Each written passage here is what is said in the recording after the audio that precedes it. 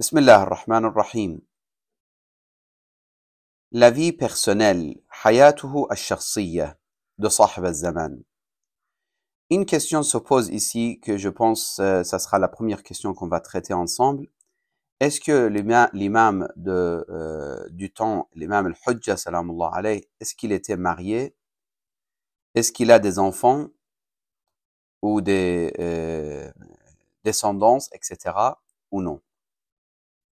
Dans l'école de Ahl al-Bayt alayhimus salam, nous avons trois opinions concernant cette question. Première opinion qui est très mashhour, réputée, et la majorité des savants dans l'école de Ahl al-Bayt, ils sont plutôt pour la première ou pour cette opinion, c'est que il n'avait pas d'enfant, il n'a pas d'enfant et il n'est pas marié. C'est pour ça il dit al-mashhour عند أكثر علماء الإمامية. Donc ce qui est très réputé et très connu parmi les ulama de l'école Dieu de Sima, les imamites, ils croient qu'il n'avait pas d'enfants, il n'avait pas de famille. Et bien sûr, ici, il se pose la question, certains, ils disent que comment c'est possible, par exemple, pour les imams et pour le prophète, on a beaucoup de hadiths, nous avons beaucoup de hadiths qui encouragent et qui insistent sur l'importance du mariage, etc. Et c'est le fait que le mariage est très recommandé, on ne dit pas c'est obligatoire pour tout le monde.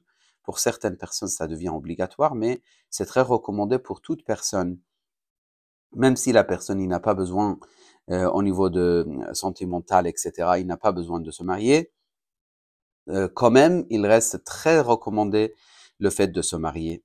Donc, comment c'est possible? Il dit, bien sûr, comme vous le savez, Yahya, fils de Zacharia, alayhi salam, wa ala nabiyina alaf at-tahiyyati was-salam, il s'est pas marié. Le Coran, il dit, Sayyid wa Hassour, Sayyidan wa Hassoura. C'est-à-dire, il s'est jamais marié. Il était jamais marié avec qui que ce soit, avec aucune femme. Et aussi, Jésus, également, on sait qu'il s'est pas marié.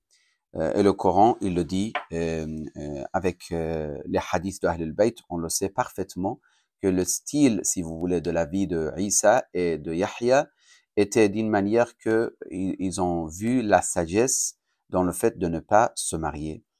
D'ailleurs, on a des personnes à notre époque.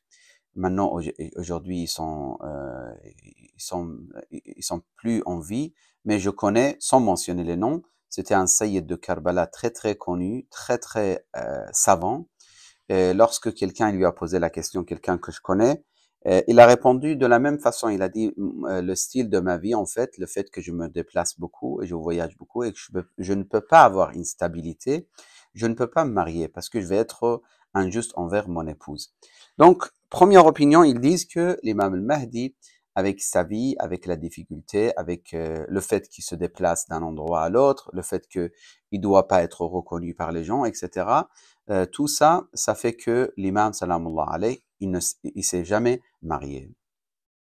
Cette opinion est le plus, si vous voulez, connu et plus ou moins, on peut dire, solide. Je ne peux pas donner mon avis personnel parce que je me considère pas savant, mais juste, je vous développe, en fait, les opinions.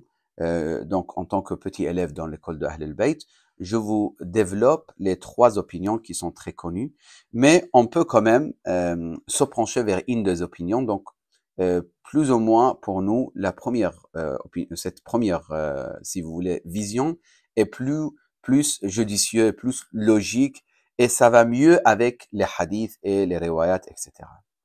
Deuxième opinion, ils disent que c'est un Sayyid, Sayyid Muhammad Sadiq al-Sadr, qu'il a cette opinion, rahmatullah alayh, qu'il dit non, il s'est marié, mais il n'a pas d'enfant. Il dit l'imam, pendant toute cette période, n'est pas être marié, c'est très étonnant pour nous, car l'imam, il applique tout ce qui est recommandé, et le mariage, c'est parmi les choses très recommandées dans l'islam. Donc, il peut se marier même si sa femme, elle le connaît pas finalement, c'est qui exactement la personne avec qui elle s'est mariée. C'est-à-dire, il connaît c'est Folan, mais c'est avec un nom elle pense c'est la vérité, ou par exemple Haj Folan, mais en réalité c'est Al-Mahdi. Donc, il a cette vision, je vais pas beaucoup développer cette vision, c'est une vision, mais il dit bien sûr, il n'a pas d'enfant. Troisième opinion, il dit non, il a il a des enfants et il est marié. Maintenant, où sont-ils les enfants, etc. et avec qui il est marié, etc. Il parle de Al-Jazira al-Khadra. Donc, si je peux traduire Al-Jazira al-Khadra avec l'île, je ne sais pas, j'ai jamais essayé de regarder la traduction, mais Al-Khadra, c'est verte, où il y a beaucoup d'agriculture, ou beaucoup d'herbes, ou beaucoup d'arbres, etc. Donc, on parle de cette île dans laquelle on a des récits, on a même des personnes qui ont écrit et qui ont développé des anecdotes concernant Jazira al-Khadra, etc.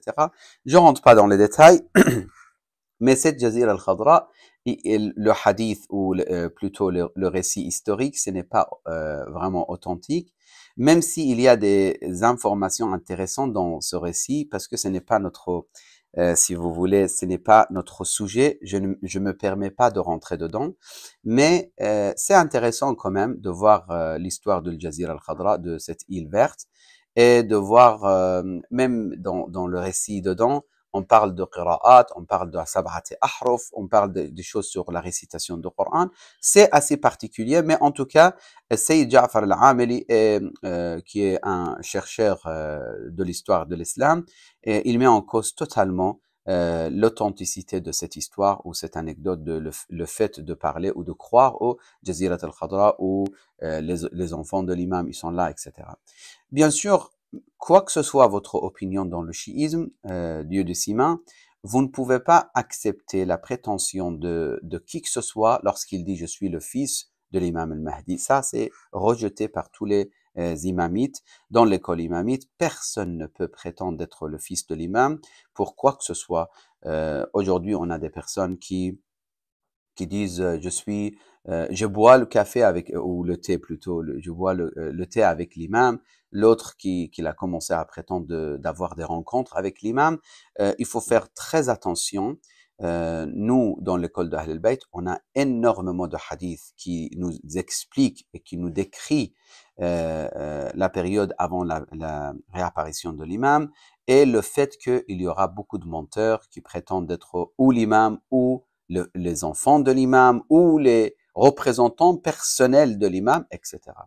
Juste pour terminer cette première question, je termine avec une phrase, après on passe à la deuxième question, qui est aussi importante pour nous. Il faut savoir que il y aura plus en plus de menteurs et des personnes qui prétendent d'être en relation avec l'imam. Plus en plus. Jour après jour, à chaque fois qu'on se rapproche plus de la réapparition de Hujjah, il va avoir encore plus.